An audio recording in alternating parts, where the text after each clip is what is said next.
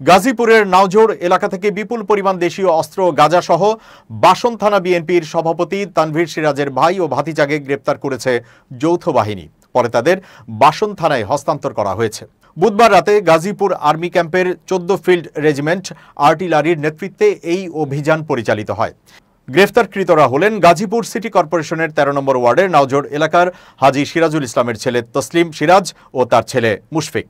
Police ও স্থানীয় সূত্রে জানা গেছে, মধ্যরাতে নাওজোর এলাকায় গোপন সংবাদের ভিত্তিতে অভিযান চালায় যৌথ বাহিনী।